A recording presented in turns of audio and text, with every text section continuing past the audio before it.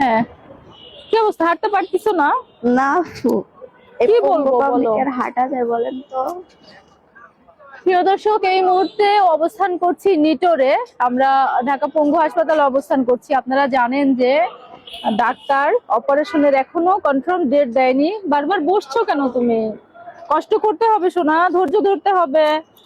ধৈর্য না ধরলে তো তোমার অপারেশনই হবে না, অপারেশন না হলে তো সুস্থই হতে পারবে না। যেহেতু একটা সুযোগ পেয়েছি অসহায় মেয়েটাকে আমরা আমাদের নিজস্ব দায়িত্বে এই জায়গা পর্যন্ত নিয়ে আসার, সেই জন্য আর কি এত আপ্রাণ চেষ্টা আমাদের। যদি আমাদের একটু কষ্টের বিনিময়ে হলে অসুস্থ হয়, তাহলে হয়তো বা জীবনে অনেক বড় পাওয়া হবে এটা। আজকে সেই দিন প্রিয় দর্শক, আজকে ডাক্তার আবারও ওকে মেডিকেল বোর্ড গঠন করে দেখবে। গত বৃহস্পতিবারেও মেডিকেল টিম গঠন করেই দেখানো হয়েছিল, আজকে আবারও সেই মেডিকেল টিমই গঠন করা হচ্ছে। তবে আজকের মেডিকেল টিমটা আরো স্পেশাল এবং এখানে চাইল্ডদেরই বেশি ফলো করে এবং এখানে চাইল্ডদেরই বেশি ট্রিটমেন্ট করে তারা। তো চাইল্ড যারা দেখে তাদেরকেই দেখানো হবে, সে সকল মেডিকেল অফিসারদের নিয়েই আজকে টিম গঠন করা হবে। আমাদের জান্নাতীকেও চাইল্ডের মধ্যেই রাখা হয়েছে, ডাক্তাররা সেভাবেই রেফার করেছে। তো এই মুহূর্তে আমরা অবস্থান করছি এইখানে। এত বড় বুক ভরা স্বপ্ন নিয়ে এখানে এসেছি প্রিয় ভাই বোন, জানি না কি হবে। জান্নাতি, জানি না কি হবে, আপনারা দোয়া করবেন যেন ভালো কিছু হয়। আল্লাহ পাক, আল্লাহ সুবহানাহু ওয়া তাআলা। হ্যাঁ, তুমি কাঁপতেছো, তুমি কাঁপতেছো, শরীর খারাপ করতেছে। বসো, একটু বসো, এখানে বসো। আরে মেয়েটা অনেক ঘোরাঘুরি করতেছে, আসলে কি বলবো, বলার ভাষা নাই প্রিয় ভাই বোন।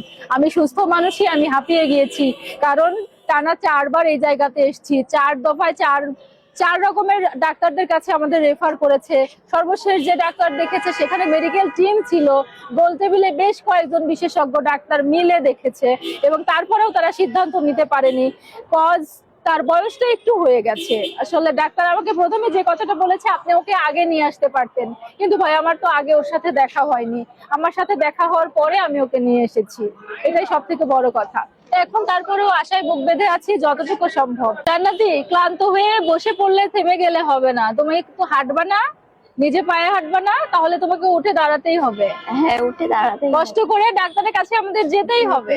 চলো সোনা, আমরা আর দেরি না করি, আমরা চলো আমাদের গন্তব্যে যাই। আমরা নিটোরের মধ্যে অবস্থান করব এখন, আমরা সরাসরি ডাক্তারের কাছে চলে যাব।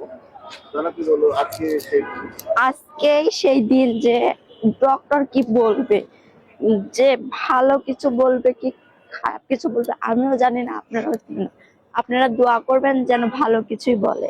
আমি আর এভাবে আমি আর এভাবে হাঁটতে চাই না। এটাকে কোনো জীবন বলে না।